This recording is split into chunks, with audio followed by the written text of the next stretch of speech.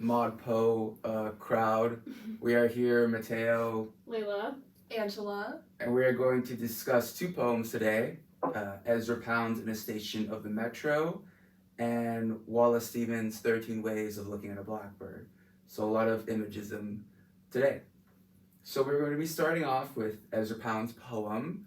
Ezra Pound being someone who, being his most well-known poem and one that is surprisingly short, only 2 lines, but a lot of power in the description. Mm-hmm.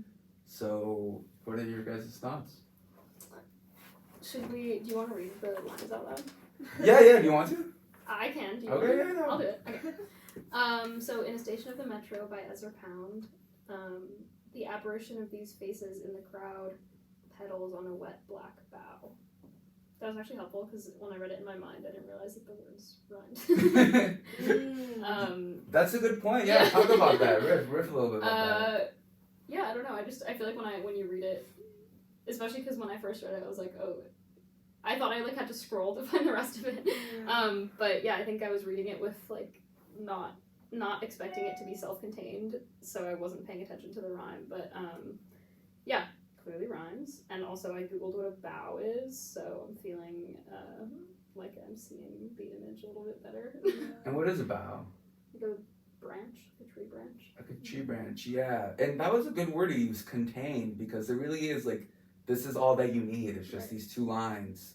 The first being, the image of the crowd, and the second being this like more natural image of like petals on like like a tree and that type of like comparison. But what do you make of that, Angela? Yeah, so I guess like on a literal level, this is saying, right, there's a metro station, the apparition of these faces in the crowd, so they're kind of like ghost-like. Right, I'm getting a sort of like, I don't know, transparent sense of apparition. And then petals on a wet black bough. So these are flower petals on the tree branch. It's wet and black, so I'm assuming that, there's probably some sort of rain that caused the branch to be wet. So yeah, I guess sort of that's the initial image we're working with. And I think sort of in talking this through, I'm also struck at the fact that the title almost functions as a third line here. I was just gonna say that because I was forgetting even that he was talking about a metro station. Yeah. Until you said that.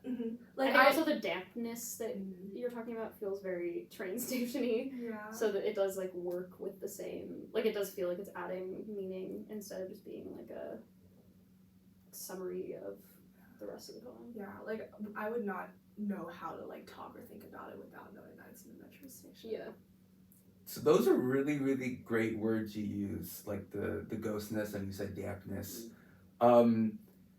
Just thinking about city life, walking through, right after it rains, what would that image be? You're walking out of New York and then it's just rain, and then you're in this metro station where there's so many people walking around you. How does that sort of add to this image of the poem and a reflection of real life? Can you say that there's this type of relationship between real and the poem?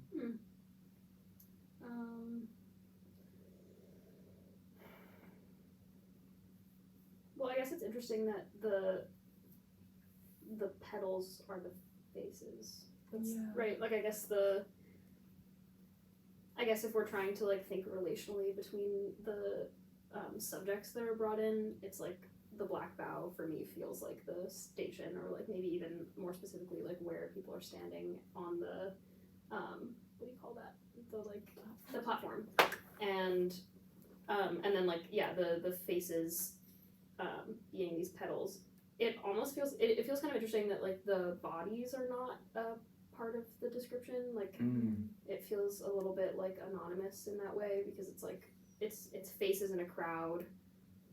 It's not really even about their full person. I feel on the black bough thing, I could also see that standing in for bodies, because I guess when I'm thinking smoggy 7 a.m. in London metro, I'm assuming a lot of people probably are wearing black or dark clothing.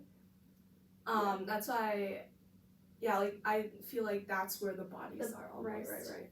Yeah. Like it's this one mass of like a bunch of people in black clothes. I was gonna say maybe it's even like the whole of the like the swarm is the bow, like not individual bodies, but like that collection of bodies. Because yeah, I feel the like dank, dark, like big, like it's almost like a unit with only the identifying pieces being people's faces. But yeah, interesting. And those like identifying pieces are kind of like, I don't know, like the leaves or like petals, like the only way that you can, those small like differences you see between like two petals, kind of like relationship wise, like to like the differences in the facial features of people. Really interesting. Wow. We had a lot out of 2 lines. We put a lot out of 2 lines. Yeah. We can talk. What did you guys think of the colon? Yeah. Well, I think that helped to make the connection clear. It feels also like the these is also kind of relevant with talking about the colon, like it's these faces, like these specific ones, and then saying like I'm about to tell you which ones they are. Interesting. So you think that these and the colon are very like, working together? Together. Yeah, they both have like it makes them more specific in a way. Like what comes after a colon, I feel like usually is like an example or like an added description, like it's like further specifying.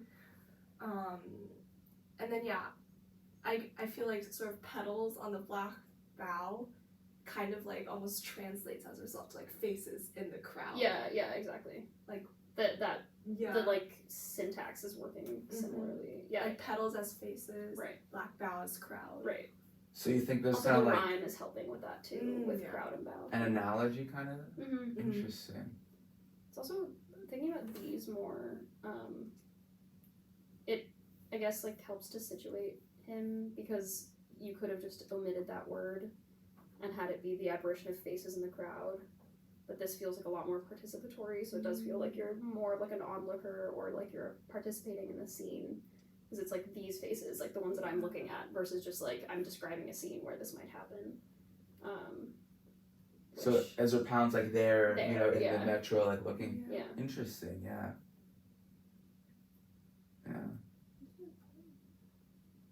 Really great. Did you guys have any last sort of comments before I move on to the Wallace Stevens? No, not really. Not really. I feel like we've talked. You guys definitely nailed the 2 lines. So then we can go on to the Blackbird poem, which is one of my more favorite poems in MODPO. But yeah, you guys had a chance to just look over it really briefly. But what did you make of like the numeration? You know, there's 13 specific ways of looking at a blackbird that Wallace is talking about. And for context, Wallace Stevens was a executive at an insurance company. So that's so funny. Yeah. So we sort of like have this image of like this guy who's, you know, working in like finance, and he's then just like looking outside of his like window and like trying to like make poetry out of things from his life. So yeah, what do you guys think of the 13? I feel like that's a very odd and specific choice. Like, I don't know, there's supposed to be some like unlucky connotation. Yeah. I don't know, I don't think of blackbirds as I guess crows or ravens are more unlucky of a bird to me. And it's also not really clear, for example, how he's sectioning it off by like 13. It's not like each of them corresponds to like, oh, one theme or whatever. They just all seem to be like either different thoughts that pass through his head while looking at a blackbird, or just maybe looking at it from like 13 different directions, things like that. Yeah, definitely like a perspective, like a plant playing with perspective and trying to like pull out different perspectives from, or I guess it's very imaginative. Like obviously he's not actually, I mean maybe he was, but it sounds probably like he's imagining these different ways of looking at a blackbird and like trying to extrapolate based on the ones that he's seen. Like what are the circumstances you have seen them in, when may you see one. Like I was kind of struck also by it feels like there's a lot of commentary on like human beings, like humanness, in relation to like perceiving nature. Like number 4, I think, is specifically kind of interesting for that reason. Yeah, that was definitely my favorite stanza. Do you want to read it? Sure. So number 4, a man and a woman are one. A man and a woman and a blackbird are one. Yeah, it's cool. I don't know what do you? I don't know. Yeah, I'm getting big, like, I don't know what like the term is, but like the opposite of like human centrism. Yeah. You know? It's like unity with nature. Yeah, Kind of thing. Yeah. But it's like so, like, the way that it's conveyed is so simple. Yeah. Like the addition of just like and a blackbird with like the exact same lines otherwise is really striking to me, I guess. Yeah. It feels like incidental that like the blackbird is there almost. I think like it's obviously deliberate, but it feels like the addition is so like you can just tack that on and like not it's almost like nothing changes, but obviously it also feels a little bit like sexual. Yeah. Not like sexual, but the R1, yeah. Because I think obviously if you say a man and a woman are one, they're like you're getting like not necessarily like specifically sexual, but like an erotic like idea about like what it means for people to be one. Which I feel like is interesting, bringing like nature into that and like thinking about the ways that like maybe the thing that is uniting man and a woman is like the same type of thing that unites us with nature, which I think is cool. That was a really good riff. That was good. You mentioned something about incidental, and I think stanza 12 is really interesting, talking about incidental. Angela, do you want to read that one? Yeah. The river is moving. The blackbird must be flying. Yeah, it's only 2 lines. Like he's just saying, oh, it looks like they had a river. Like, oh, it's going. So there must be some blackbird in nature that's kind of like going. What do you think that says about like just the way we perceive things? Like, we see one thing happening, and then in our minds we're like, oh, this other thing must be occurring, right? That's something that people really do a lot. Yeah.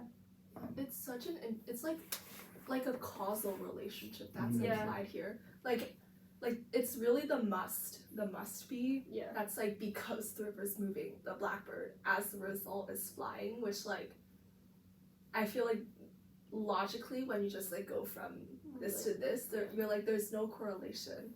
I'm also getting I think as you mentioned, sort of like the river is moving sort of symbolizes the same thing as the blackbird flying, which is just that nature is going about as it does, right? The river's always moving, and as a result the blackbird is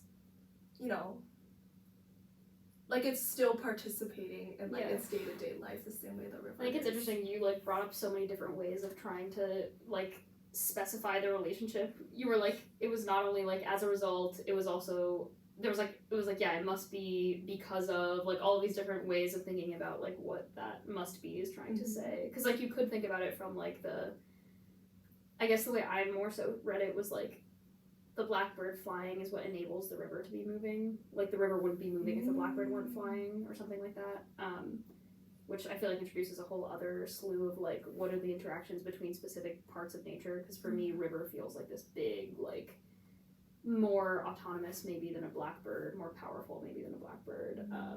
So it feels interesting that there's that like dialogue between two parts of nature that are like really different. Also like a blackbird is alive whereas a river's not. Like there's a lot of, I think it's interesting to think about like what the specific meaning attached to those specific things is, but on a more like cognitive level, I think it is something that like we do a lot to talk about like not even talk about, but I think perceptively like when you're looking out, like if I see trees swaying, I'm like, okay, there's wind, there must like I feel like maybe there's animals running around, like there's like lots of connotative relationships between like things in nature, and I think like a tree swaying wouldn't be happening in isolation, I guess is one type of so I feel like it's interesting the like you as an onlooker and like putting your view of what is like natural to be happening in the environment. Yeah, I think also the verb choice is like moving. Like he's not choosing a specific like water relate, like Yeah, flowing, flowing, or like rushing. right. It's moving. And then so I feel like there's a sort of sense of like it doesn't really matter which way the river is going. It's like this very generic sense of movement. Yeah. Which is why flying, I'm like, oh, that's also a more specific verb. It's like very blackbird specific too. I feel like the moving also like animates the river, maybe brings it to the level of like aliveness as the blackbird, because flowing and like pouring and things like that feel a little bit less like animalistic than like a bit moving. passive. It's passive, right? Like I think moving is a bit more involved. Yeah. That was a really good observation on that verb.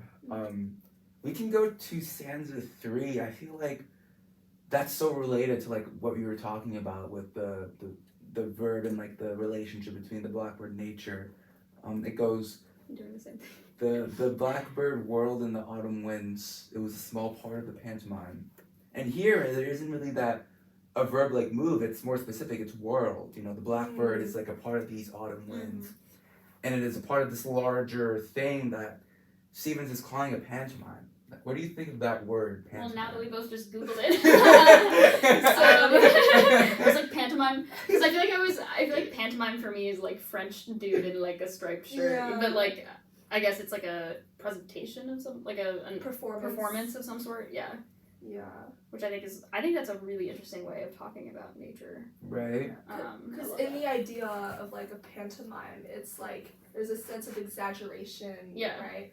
Sense of also comical in a way, that you know, the blackbird whirling the autumn winds, just being a part of nature and interacting with other parts of nature, and sort of describing this like natural interaction, natural movement as a pantomime, like to me like trivializes it in a way. I was gonna say I'm struck by like the artifice of calling it a pantomime. Makes it feel so artificial, and feels so like staged and not actually organic. Like it feels there's almost like, for me, I feel like calling it a pantomime, it feels like the voice, like the speaker's voice, it's like feels like snubbed almost. Like I'm feeling like they're like, maybe he's saying, or he feels like small in relation, or like less powerful in relation, or like nature's doing this on purpose, like that it's like a performance that's being done on purpose instead of just like,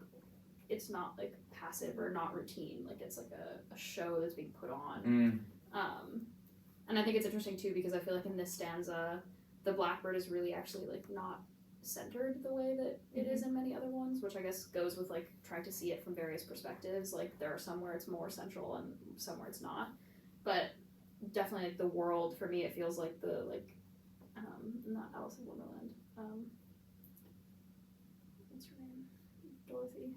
Oh, Wizard of Oz? Wizard of Oz. Wizard of Oz, yeah. For me, it feels like the tornado at the beginning of the Wizard of Oz. Like, the blackbird is just like one of the like pieces of furniture that's like flying in the sky.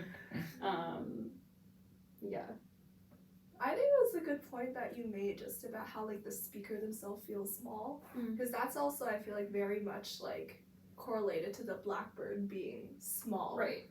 In like, you know, this tornado that it's making me also read the pantomime as like, oh, sort of who is the one performing the mime. That's a good question. Right? Yeah. At first I was like, oh, it's this like larger being looking at these like playing around with these different elements of nature. Like a god figure? Yeah, kind of. But then here I could also see like the pantomime being from the autumn wind, who's playing around with the blackbird too. That was sort of my first instinct, It was like because I think we're saying like blackbird in the autumn winds and then small part of the pantomime, so it feels like blackbird is going with small part and winds are going with pantomime, so it feels like whatever, like that's how I organized it, I think, like semantically. But and I think also thinking about there even being a speaker, which like really is not centered, like for instance in the second stanza there's an I, like there's much more of like a participation, and like the speaker is actually part of that perspective, whereas this one it's like up to the reader, I think, a bit more to suss out like, is it coming at it from like this god figure, or is it coming at it from like an upward looking type of perspective. For me, I was a bit feeling a bit more like it was the like smaller onlooker perspective, but it totally could be both. Should we do the second stanza? Yeah, we could. Let's do it. Do you want to read it? Yeah. I was of three minds like a tree in which there are three blackbirds. So there's another level of enumeration there. Yeah. 3 minds, 3 blackbirds. Right. This I really don't get. One thing that sticks out to me is the rhyme, and I'm trying to still parse out if it's like a deliberate. Yeah. 3 tree 3. Yeah. Yeah, I don't. 3 tree. And then there's like that internal with the 3 again, but. And the comparison of 3 minds to like a tree. Right, because it's like, are the 3 like? Are these the 3 blackbirds? Because are we supposed to read it as like a tree in which there are 3 blackbirds, and that being like a whole thought? Or that's true. The comma is like it's there, and right, not right. after tree. Right. But then, what is the function of splitting up that line? Like. Yeah. Well then, yeah, the 3 blackbirds could correlate to the 3 minds. Right. And so, in being a part of the tree, I feel like they're also giving the tree like, oh, like they're like these 3 different minds of the tree. Yeah, so maybe it's like the person is more like the tree, because it's like I'm of 3 minds. The tree has 3 like it's like you being the tree and containing these 3 different like. I think it's also interesting to think about like your mind being like an autonomous, like minds plural, not in like a split personality way, but like in a like there are facets of you, like your identity gets split up in multiple ways. I think it's interesting to put it as like 3 different animals. Yeah. Because like there's like they're like very identified, very embodied, like, and I think saying like 3 blackbirds in a tree, it really gives like identity to each of the mind. Like it gives lots of like individuality to each of the 3 like minds. I'm curious like what he's talking about, like what his 3 minds are. Like now that we have this like insurance like story, I'm wondering if it's like some reflection on like his life, like 3 facets of his life, like as a poet, as a employee, like interesting. I see that, yeah. But I'm not sure. It's giving me George Eliot theory of parts and wholes. It really, yeah, there you go. I feel like the way I see it is 3 minds. Isn't in psychoanalysis there's the 3 divides, right? Like id, ego, superego? Yeah. Yeah. Maybe that's more applicable to like this, like Yeah. id, ego. I don't know if Wallace was interested in psychoanalysis. That would be something interesting to look at, but maybe it's that type of like division that is necessary for all 3 to exist. They have to coexist. So. Yeah, that feels actually super plausible, because it's also, I think, them being like animated individual animals corresponds well to like the psychoanalysis idea, because it's like id and ego are like relating in a very like interpersonal way. Like I feel like your ego is like bullying your id sometimes. Like there's like actual interpersonal dynamics there that I think the blackbird analogy is like helping to like it, or it maps well and brings out. Okay, now it's giving metaphor Eliot. What do you gain? What do you lose? But yeah, I think it's actually helpful in that way to suss out some of like that the dynamic between the minds. Like what might that be like? Yeah, I'm not too familiar with like psychoanalysis, but are all 3 of these like sort of like equal elements? That was the one thing that I was thinking, because it's I mean, not really. Like they're not. Yeah. There's like power dynamics between them, but I feel like that could still like, I guess 3 blackbirds, like you could read that as being very like clones, like 3 identical blackbirds, but like I was feeling maybe more like it's like 3 blackbirds, but like there are skewed dynamics, like there is like a skewed power, or like some sort of, I'm even seeing them on like different levels of branches on the tree, like maybe the mom or the kid. Yeah, like different, like because he's not telling us like that much, so I feel like we're free to like fill that blank in. Yeah. Good point. So, do you guys have any final thoughts, final takeaways from the poem? We kind of jumped around from the stanza, Yeah. but I think that's a good way to look at it. Yeah. I liked it. This was cool. Yeah. Very cool. I feel like you couldn't read it just like coherently in one Oh, go. totally, Like, you yeah. I To break feel like down. there's no other way than the way we read it, which Yeah. is to like look at things individually here and there. Yeah. Yeah, good point. Good point. So wow, thank you guys for coming. The amazing Yeah, Thanks for Layla having us. Thanks and for having Angela. us. Thank you, MODPO. Thank you, Hi, MODPO. guys.